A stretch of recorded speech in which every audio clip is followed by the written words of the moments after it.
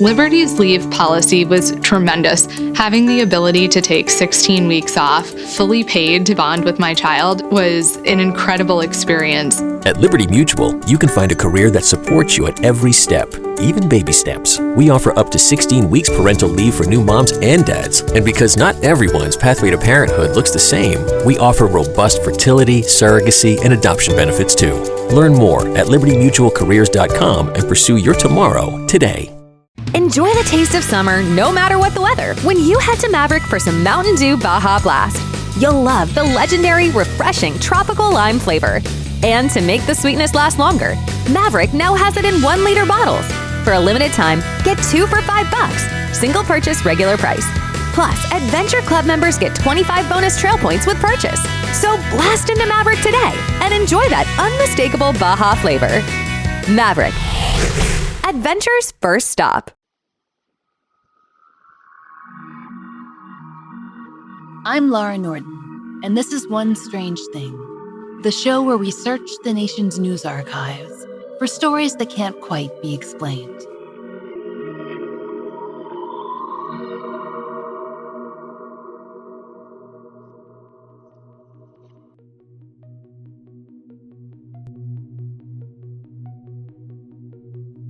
This episode, we start with a sound. Way back in 1979, a magazine called The New Scientist ran an article about a strange phenomenon. Individual people all over Britain were hearing a strange, deep hum. And because most people around them couldn't hear it, no one believed them. According to that New Scientist article, the British public first became aware of the hum in 1978 when the Sunday Mirror profiled a postal worker. This postal worker complained about the low, persistent noise that she could make out, but her coworkers couldn't. It was a strange story, so you can imagine the editor's surprise when close to 1,000 readers sent in their own letters describing experiences with the same sound. These letters came in from all over the British Isles. According to the New Scientist, what these people heard wasn't the usual environmental noise like traffic or airplanes. Those sounds tend to be much higher in frequency. As the New Scientist explained it, most people who could hear the hum were from the suburbs or rural areas and described, quote, a constant throbbing hum, something like the bass frequency of a lorry with its engine on idle. Eventually, the Sunday Mirror wrangled a group of test subjects and employed a local professor to try and figure out what it was that their readers were hearing. Through those tests, he was able to nail down a frequency about the same as a human pulse that best matched what they were hearing. But that identification, it didn't explain what exactly was producing the noise. The experiment attempted to separate those who were hearing a hum internally, say that their ears were ringing, from those who were hearing it externally. So the professor conducted a simple hearing test. And the results? After sifting out people who were experiencing ringing in the ears, they found out that those who were hearing an external hum did have better than average hearing. But it was still unclear what these bat-eared Britons were actually hearing. And to be fair, this whole experiment would have just been a footnote on a fairly milquetoast British oddity. Except for one strange thing. These strange sounds, they weren't just occurring in Britain. People all over the world heard the hum. In fact, they still hear it today. Some people call it just that, the hum. Others describe hearing something closer to the world's biggest trumpet, something that might have been used a century or so ago to sound an alarm or precede an announcement. Or, if you're in that kind of mood, to usher in an apocalypse, Revelation style. Others have likened it to a lonely whale song, or just an endless metallic groan. Whichever description you land on, you end up with the same thing. Unsettled people who can't find others who hear it or who are willing to believe them. They are hungry for some validation. They're writing letters to editors of their own papers or calling up local police to file noise complaints. Occasionally, there's a period of relief when the hum stops, but it always starts back up again. And then it can last for days or months or years. And for the last few decades, all over the globe, in Germany, Australia, New Zealand, the United States, these mysterious sounds have continued to emerge. By the new century, reports had dramatically increased, with more people in more places reporting the phenomenon. Often they have been ignored, but sometimes investigations have become necessary. Take the town of Kokomo, Indiana. In 2002 and 2004, local papers reported on nearly 100 residents who had begun to hear an intrusive, persistent noise. Locals, those who could hear the noise, that is, have been complaining since at least 1999. And they weren't just irritated. Dozens reported experiencing physical effects as well. Per the Kokomo Tribune, a middle-aged woman, Penny Wanger, reported daily tension headaches that often developed into migraines. Now, she hadn't always had them. They'd begun in the summer of 1999, right around the time when she began to hear a new, strange sound. Penny's husband, he heard it too. He described it as, quote, the idling of a train, but more pervasive. The kind of sound that you can actually feel in your body. The entire Wanger family, in fact, told the Tribune reporters that they suffered from joint pains, depression, even diarrhea. And another woman, Linda Monroe, claimed she suffered from hum-related swelling, and she said that her granddaughter had experienced a number of fugue-like states. Former resident Diane Anton told the Tribune that she'd had to move out of town to escape the noise, and she'd been one of the earliest people to report it. There were others quoted, but as the reporter speculated, many more had likely hesitated to even speak up. But then a group called Noise Free America gave Kokomo the dubious distinction as one of the top 10 noisiest cities in the U.S. Then, the town leaders were moved to action. They took bids, hired a firm called Ascentech, and devoted nearly $100,000 to study their hum. After dozens of field tests, questionnaires, and measurements, the firm was able to pinpoint two possible culprits, both machines at local factories. They were emitting the same kind of low tones residents had described, but when those were eliminated, surprisingly few found relief. That's when the firm told the Tribune that maybe the money should have been spent on medical help, maybe from someone familiar with the effects of infrasound. But the city of Kokomo had spent its budget and considered the matter to be closed. An Ascentech employee wrote a final report on the project to list off some of the town's acoustic issues and how they'd been addressed. 10 hertz and 36 hertz tones were the most disruptive to townsfolk, and they measured machines at plants and businesses all over town, looking for those specific frequencies. The report was achingly scientific. There were charts springing off every page, exactly what you would expect. But near its end, things got a little more interesting. In a section titled Non-Acoustic Issues, the Ascentech employee wrote the following. The sounds that our instruments cannot measure, while they are real sounds in people's heads, are not generated by acoustic mechanisms in which measurable pressure waves travel through the air to be sensed by our ears. It is also worth noting that people from areas far away from Kokomo have reported the same types of sensations. These people have contacted us from both ends of our continent and from other areas of the globe.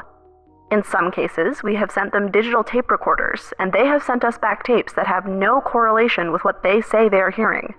These issues are not local to Kokomo and need to be addressed on a national, if not global, level. That was in 2004.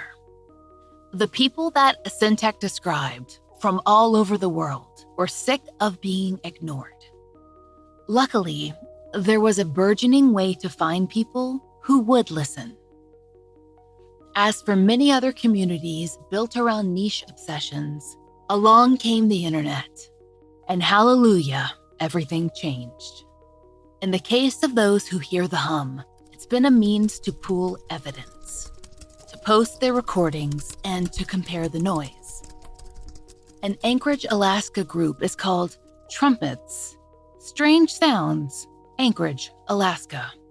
These smaller local social media groups are full of regular people who would have written letters to the editor a few decades ago. But now they record and post their noises that seem quite clear and easy to hear. Then they listen and verify each other's experiences. They compare their hums. These are not the neighbors who get on the Nextdoor app to accuse each firework of being a gunshot. Mostly, people who hear the hum seem to wish that they didn't need a place to talk about it. The hum, or the trumpet, or the groan. They wish that they weren't the lucky ones who hear. This episode is brought to you by Progressive Insurance. Whether you love true crime or comedy, celebrity interviews or news, you call the shots on what's in your podcast queue. And guess what? Now you can call them on your auto insurance too with the Name Your Price tool from Progressive. It works just the way it sounds. You tell Progressive how much you want to pay for car insurance, and they'll show you coverage options that fit your budget. Get your quote today at Progressive.com to join the over 28 million drivers who trust Progressive. Progressive Casualty Insurance Company and Affiliates. Price and coverage match limited by state law. Hey, Prime members! Are you tired of ads interfering with your favorite podcasts? Good news! With Amazon Music, you have access to the largest catalog of ad-free top podcasts included with your Prime membership. To start listening, download the Amazon Music app for free or go to amazon.com/ad-free podcasts. That's amazon.com/ad-free podcasts to catch up on the latest episodes without the ads. Recently, that Anchorage, Alaska group has been busy, due in part to a cluster of early 2020 news articles. A major feature of recent reporting around this noise is the sheer number of people that heard it. Calls came in reporting late-night sounds loud enough to wake up entire households all over town. One local resident told the Anchorage Daily News that it sounded, quote, almost like a foghorn and screeching metal on metal. Another said that it sounds like a submarine scraping the bottom of a pool or something, like an underwater moaning. The hum wasn't new to Anchorage, but its regularity had increased, and so had the number of people who could hear it, sending very logical people, the kind who would never buy and hang up a poster that says, "I want to believe," straight to the internet to find other people so they could compare notes. They argued over various explanations. Snowplows, extremely large and very squeaky hinges, turbo engines, even earthquakes. Apparently, snowplows had been a particularly popular explanation because members of the Trumpets Facebook group were thrilled when a member finally captured a summertime hum video. That resolves the snowplow theories that I do not believe, he commented. Another local wrote, "Those are the trumpet sounds from heaven, as what the Bible talks about." Social media posts kept coming, week after week, often filmed at night, and one, captured by Melissa Thompson, caught the attention of a wider audience. After her video was shared on YouTube and in popular unexplained mystery chats, the Anchorage hum had a higher profile. And, per the Daily News, a local forensic audio engineer decided to try and identify it. He told the Daily News that, After isolating the sound from background noise, he'd found, quote, a tritone, otherwise known as the devil's interval. Now, there is a lot of misinformation surrounding the tritone. That it was a chord that was banned during the Middle Ages, for instance. But in reality, its dark connotation is mostly a modern invention. In fact, contemporary listeners will recognize it as a very popular feature in most heavy metal music. Slayer, they would not slay without the tritone. The simplest way to explain it is as a 3-note chord that creates a sense of tension, of incompletion.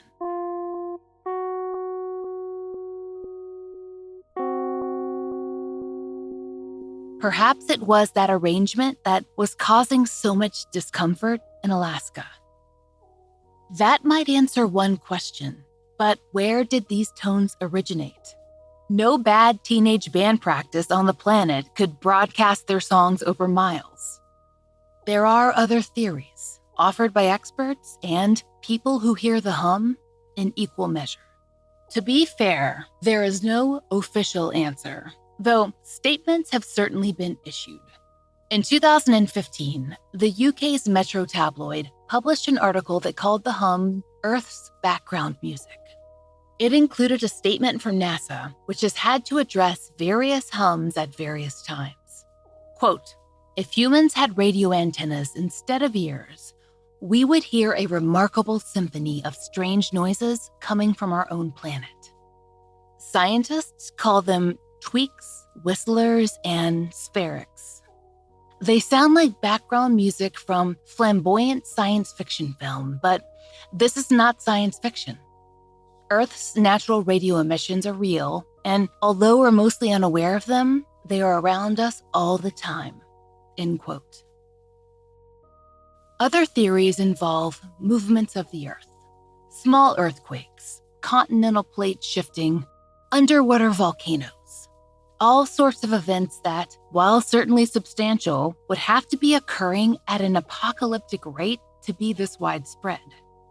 Some have even suggested supernatural sources, everything from cryptids to aliens to the Second Coming, while others point toward, you guessed it, a deep state conspiracy.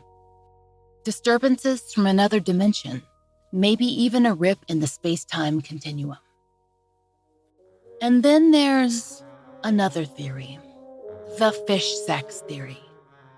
Some scientists have suggested, and outlets from The Telegraph to the Huffington Post have duly reported, that the hum, which, as a reminder, has irritated, haunted, and even sickened thousands of people over decades, that hum might be a totally natural phenomena, the mating ritual of the midshipman fish. Midshipman fish are a strikingly determined species that attract mates with hours of low, rumbling hums. He who outhums the rest gets to breed, so it can go on for a very long time. Per the Huffington Post, some scientists believe that the midshipman's call, quote, may be reverberating off hulls of boats and buildings, which then amplify it for miles around. Other experts have conceded that it may be possible, but is not likely. You see, as fun as that might be, the fish sex explanation doesn't quite cut it. After all, mating season isn't year-round, and midshipmen don't populate every ocean. From the annoyed, to the obsessed, to the physically afflicted, those who hear the hum are still searching for answers. They're posting videos on Facebook and Twitter, shaky iPhone captures of wide expanses of sky, of deep echoes reverberating in the air. Proof that they're not crazy.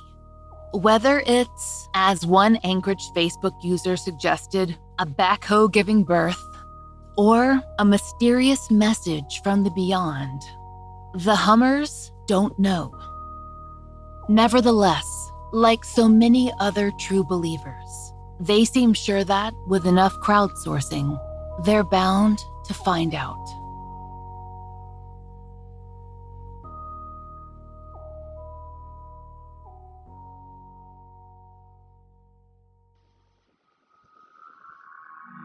We hope you'll join us next time for another real-life story from the fine print of America's local papers. From the lives of regular people, just like you and me, except for one strange thing. Oh, and strangers. One Strange Thing is an entirely independent production. To support the show and to hear more of the entirely true and enticingly peculiar, join us over on Patreon. There you'll get ad-free early releases of our regular episodes, plus a full-length bonus episode every month, and plenty of other fun content. We hope you'll check it out. Please stay tuned for a moment to hear a promo from one of our favorite shows. We hope that you'll give them a listen too.